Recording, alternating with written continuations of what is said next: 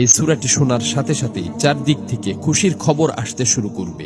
এই সূরাটি মূলত তারাই শুনবেন যারা খুবই অভাবে আছেন, কষ্টে আছেন, কোনোভাবেই যাদের মনের আশা পূরণ হচ্ছে না, যারা গরিবি দূর করতে চান, ঋণ পরিশোধ করতে চান, এবং যারা চাকরি হারিয়ে দিশেহারা হয়ে পড়েছেন, কোনোভাবেই কোনো মাধ্যম খুঁজে পাচ্ছেন না। আজকের এই গুরুত্বপূর্ণ সূরাটি শুধুমাত্র তাদের জন্যই। কষ্ট করে সূরাটি আপনারা মনোযোগ দিয়ে প্রথম থেকে শেষ পর্যন্ত শুনুন।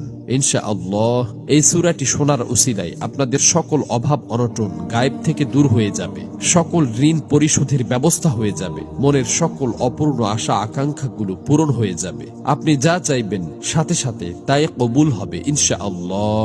প্রিয় বন্ধুরা, আল্লাহ পাক চাইলে সবকিছুই সম্ভব। এজন্য আল্লাহ তাআলার কোরআন মাজিদের সর্বশ্রেষ্ঠ এই সূরাটি শুনতে শুনতে আপনার মনের সকল নিয়ত, মনোবাসনা ও জীবনের সকল চাওয়াগুলো আল্লাহ তাআলার কাছে মনে মনে দোয়ার মাধ্যমে তুলে ধরবেন।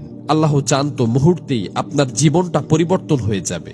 প্রিয় বন্ধুরা, জীবনে তো অনেক প্রচেষ্টাই করেছেন, একবার না হয় কোরআন মাজিদের এই সূরাটির উপর বিশ্বাস রেখে প্রথম থেকে শেষ পর্যন্ত শুনলেন। এই সূরাটি শোনার পর আপনি নিজেই বাধ্য হবেন আমার জন্য দোয়া করতে। এই সূরাটি এখন পর্যন্ত লক্ষ লক্ষ কোটি কোটি মানুষ শুনেছে এবং সকলের ভাগ্য অলৌকিকভাবে পরিবর্তন হয়ে গেছে। আমার কথা বিশ্বাস হচ্ছে না? তাহলে সূরাটি একবার শুনেই দেখুন। এই সূরাটি মূলত কোরআন মাজিদের অন্যতম গুরুত্বপূর্ণ ও পাওয়ারফুল একটি সূরা। সূরাটি এ পর্যন্ত যতজন শুনেছে ততজনের সকল নিয়ত আল্লাহ তাআলা পূরণ করে দিয়েছেন। মনের ইচ্ছা পূরণের জন্য এই সূরাটি সর্বশ্রেষ্ঠ সূরা। আমি শুধু মুখেই বলছি না, সূরাটি শোনার পর আপনারা নিজেরাই প্রমাণ দেখতে পাবেন। এজন্য কোরআন মাজিদের উপর বিশ্বাস রেখে দ্রুত সূরাটি একবার শুনে নিন। ইনশাআল্লাহ সাথে সাথেই রেজাল্ট পাবেন।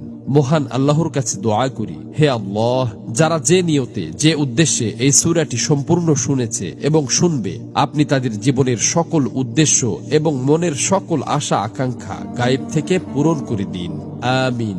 কমেন্ট বক্সে আপনিও আমিন লিখে উন্মুক্ত দোয়ায় শরীক থাকুন, কেননা কে জানে যে কার মুখ থেকে বলা আমিন কখন কবুল হয়ে যায়। তো চলুন সূরাটি শুনে নেওয়া যাক। أعوذ بالله من الشيطان الرجيم بسم الله الرحمن الرحيم